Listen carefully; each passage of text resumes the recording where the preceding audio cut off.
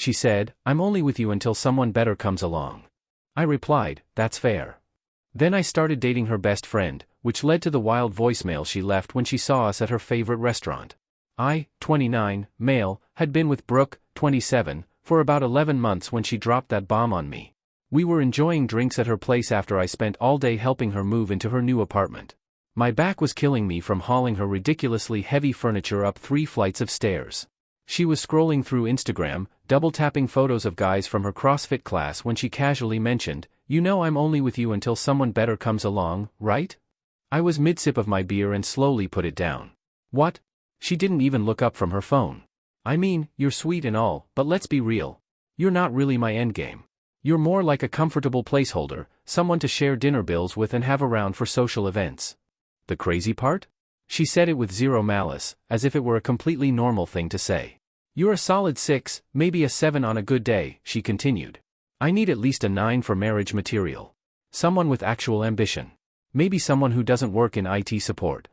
I stared at her for a solid 10 seconds. Then I said, that's fair. She finally looked up, surprised. Really? You're not upset?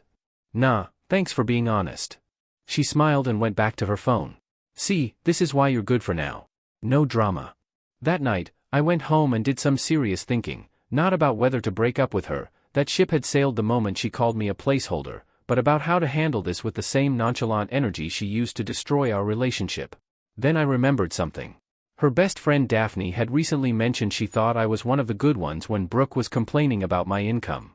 Daphne had actually defended me, saying income didn't determine someone's worth. Interesting. 3 days later, I ran into Daphne at the coffee shop near my workplace, not exactly a coincidence. Brooke had mentioned Daphne always studied there on Thursday mornings for her grad school classes. Hey Jeremy, she waved me over. How are things? Good. Just grabbing coffee before work. I paused. Actually, can I ask you something weird? She raised an eyebrow. Sure. Brooke told me she's basically using me as a placeholder. Like she straight up said I'm temporary until she finds someone better. Daphne's face went through about 5 different emotions. She actually said that to you? Word for word? That's so messed up. I'm sorry, Jeremy. You deserve better than that. Thanks. I'm handling it. But here's the thing, I'm not really upset about it. More freed, I guess. Now I know where I stand.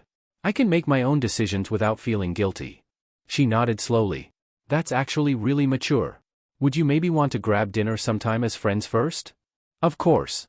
I know this is complicated with Brooke and everything. She bit her lip. You know what?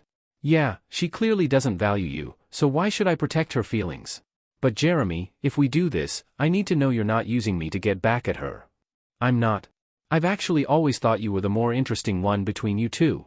You're working on your PhD, you volunteer at the animal shelter, you actually read books that aren't just Instagram captions. Brooke just happened first. That Friday, we had dinner, nothing fancy, just a Thai place downtown. We talked for 3 hours. She told me about her research on renewable energy. I shared my app development project I was working on in my spare time. We laughed about how Brooke once tried to return a dress she'd worn to 4 different events because the store should have a rental option. I didn't hide anything from Brooke. When she texted me asking what I was doing that night, I told her I was having dinner with a friend. Technically true. Update 1, holy crap, you guys were right. The entitlement is real. So Daphne and I kept hanging out, coffee here, lunch there, always in public, always appropriate. We weren't even holding hands or anything, just genuinely enjoying each other's company. Meanwhile, Brooke escalated her search for my replacement. She started bringing guys she met at the gym to my apartment when I was at work. My neighbor told me she had a key, my first mistake, and apparently told these guys it was basically her place, too. But here's where it gets wild. Last Tuesday, Brooke called me at work. We need to talk about boundaries, okay? I don't appreciate you hanging out with Daphne behind my back. It's not behind your back. I told you I was hanging out with friends. She's my friend, Jeremy. It's weird. You need to stop. I thought I was just a placeholder. Why do you care who I'm friends with? Because it makes me look bad.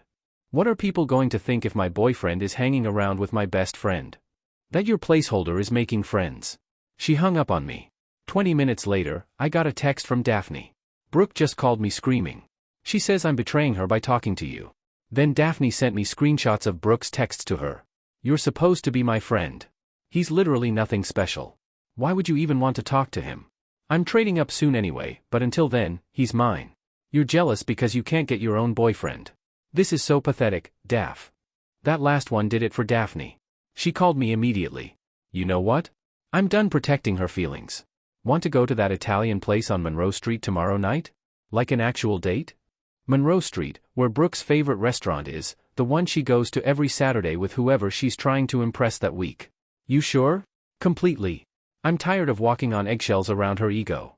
Update 2. I need to paint you a picture of Saturday night because it was absolutely wild. Daphne and I arrived at Forest Area, not Brooke's favorite place, but 2 doors down. We're not monsters. We were having a great time. Daphne's wearing this green dress that makes her eyes pop. We're laughing about how her professor accidentally shared his screen during a Zoom lecture and everyone saw his hot singles in your area pop up. Then I see Brooke walk past the window with my coworker Marcus. The same Marcus she once called that creepy neckbeard guy when he fixed her laptop. She's clearly on a mission to find someone from my life to date, probably to prove some weird point about being able to get anyone she wants. Marcus looks uncomfortable as hell, keeps tugging at his collar. They go into her favorite place. We keep eating. Life is good. 15 minutes later, Brooke must have gone to the bathroom or something because suddenly she's standing at our table, her face as red as a tomato. What the actual? Hey, Brooke, Daphne says calmly, taking a sip of her wine. How's your night? You're on a date with my boyfriend. Placeholder, I correct. Your word, not mine. This is so messed up, Daphne. How could you? The entire restaurant is staring now. Daphne stands up, and I've never seen her this composed. Brooke, you literally told him he's temporary. You bring random guys to his apartment. You called him a solid 6 to his face. What exactly are you upset about? He's mine until I say he's not.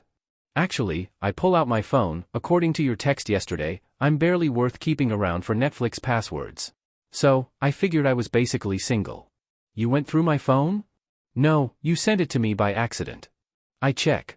You meant to send it to someone named Jim Brad. The manager appears. Is there a problem here? Brooke points at us. They're trying to humiliate me. Ma'am, you're the one yelling. I need you to return to your table or leave. She storms back to Marcus, who I can see trying to become one with his chair. Poor guy. 10 minutes later, my phone starts blowing up. The voicemail, guys, I've saved it because it's art. You pathetic little worm. You think you're clever? You think you can just upgrade yourself with my best friend? She's only with you to piss me off. Nobody actually wants you, Jeremy. You're boring. Your job is boring. Your face is boring. Your death, get out of my way, Marcus. You ruined everything. I was going to dump you next month anyway, but now it looks like you won. This isn't over. I'm going to make your life hell. Daphne's too. You think you know me? You have no idea what I'm capable of. I have your Netflix password. The voicemail cuts off. Apparently, there's a time limit. Daphne listened to it with me, and we laughed until we cried. She has my Netflix password? I said between gasps. That's her big threat? Update 3, so, remember when Brooke said she knew what she was capable of? Turns out that meant some genuinely crazy stuff. First, she tried to get me fired. She called my workplace pretending to be a concerned client, claiming I'd been inappropriate during a service call. Problem? I work internal IT support. I don't have clients. My boss called me into his office looking confused. Jeremy, do you know someone named Veronica Sterling? No.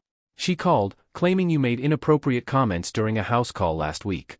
Dave, I haven't left the office in a month. I've been working on the server migration. He laughed. I know. I told her she had the wrong company. She started screaming about knowing the CEO personally. Our CEO is your brother-in-law. Exactly. He's never heard of her either. Strike 1. Then she tried to sabotage Daphne's PhD defense preparation. She called Daphne's advisor claiming Daphne had plagiarized her thesis from Brooke's blog, her lifestyle blog where she posts about Matcha Mondays and why I stopped wearing beige. The advisor called Daphne and absolutely baffled. Your friend seems to think you stole her intellectual property about sustainable energy solutions from her post about eyebrow threading. Daphne had to explain the whole situation. The advisor actually felt bad for us and offered to write a cease and desist if needed. Strike 2. But the peak insanity came when she recruited her mom, Patricia. Patricia started showing up at my apartment building at 7 a.m., sitting in the lobby and telling anyone who would listen that I was a homewrecker who seduced her daughter's best friend with lies. My 80-year-old neighbor Margaret shut that down quick. Listen here, Patricia, Margaret said on day 3 of this nonsense. That boy helped me with my groceries every week for 2 years. Your daughter brought different men here every time he worked late. We all saw it. Now get out before I call my grandson. He's a lawyer. Patricia left and never came back. But Brooke wasn't done. She created a whole Instagram account, Jeremy the Snake. Posted photos of me she'd taken while I was sleeping, creepy much, with captions like, "This is what a manipulator looks like," and "Beware ladies, he'll steal your friends." 14 followers, most were bots. Daphne made a counter account, Brooke the Entitled Ex, just posted screenshots of Brooke's texts admitting to using me, calling me names, and saying she was practice dating me to learn what to avoid. 287 followers in 2 days, turns out Brooke had burned a lot of bridges. Update 4, Brooke assembled what I can only call a league of extraordinary exes. Seriously, she somehow united 5 of her ex-boyfriends into a group chat called Justice for Brooke. How do I know? Because one of them, Tyler, sent me screenshots. "Dude, she's lost it," his message said. "She wants us to ruin your life because you're dating Daphne." I replied that I was busy, and she threatened to tell my current girlfriend about that time I cried during The Notebook. I did not cry during The Notebook. It was allergies. The texts from their group chat were incredible. "Brooke, he needs to pay for humiliating me." X1, "Didn't you dump me at my birthday party? That's not relevant, Tyler." X2, "Wait, you told me I was the only one you ever loved. You told me that too." Guys, she said that to all of us. I'm only here because she said there'd be free beer. Brooke, focus. This isn't about the past. You literally called us all here to talk about your ex.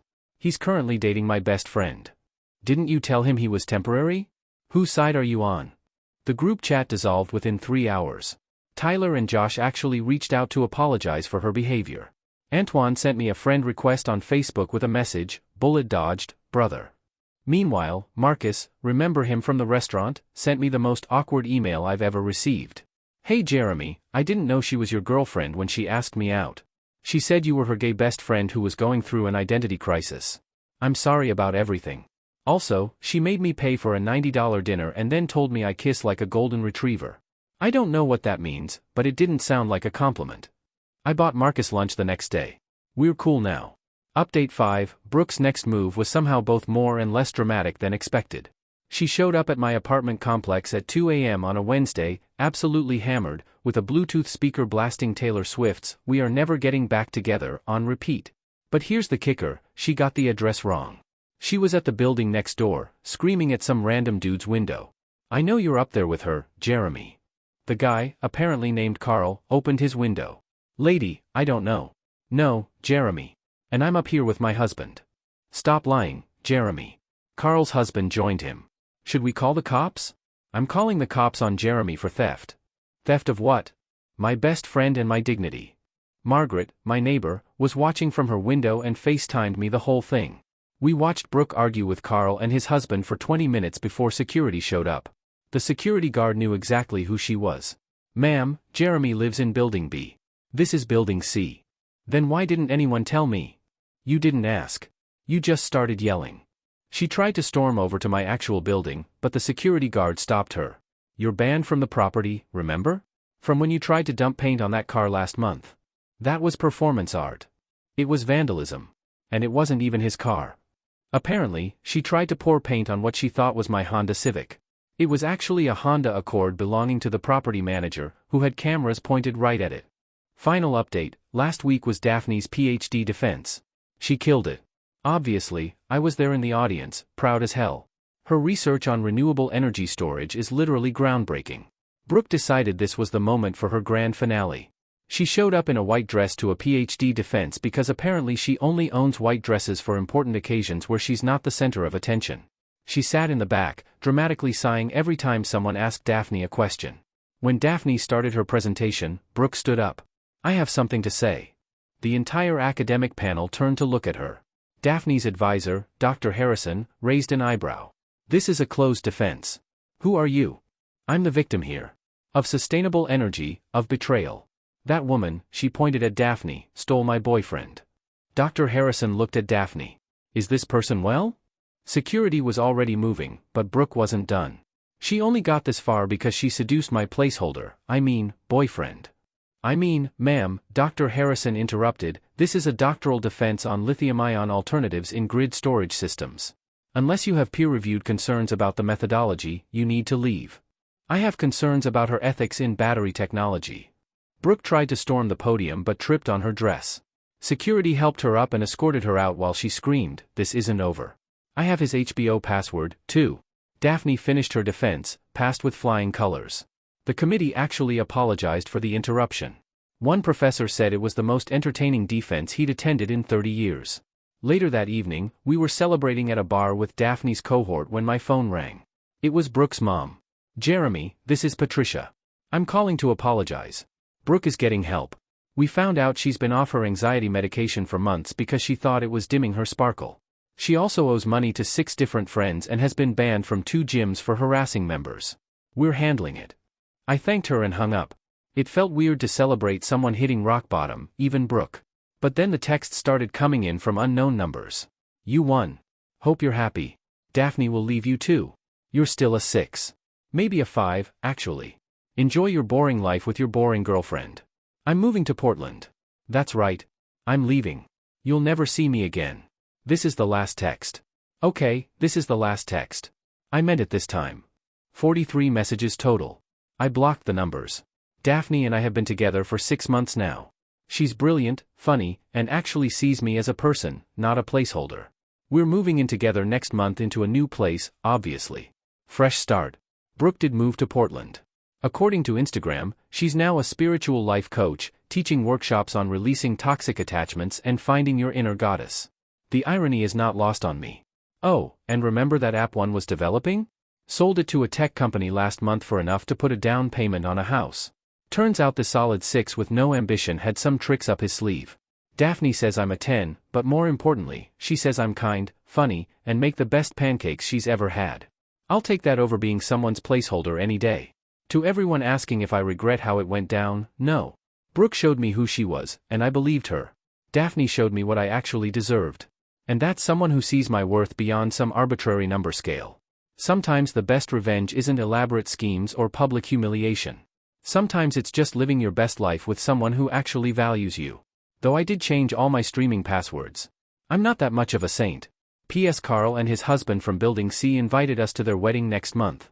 Apparently, my crazy ex's lawn tantrum was what made Carl realize life's too short not to marry the person who makes you laugh. So, thanks for that, Brooke. P.P.S. Marcus is dating a girl from accounting now. She thinks the golden retriever thing is hilarious and bought him a shirt that says, "I kiss like a good boy." They're perfect for each other.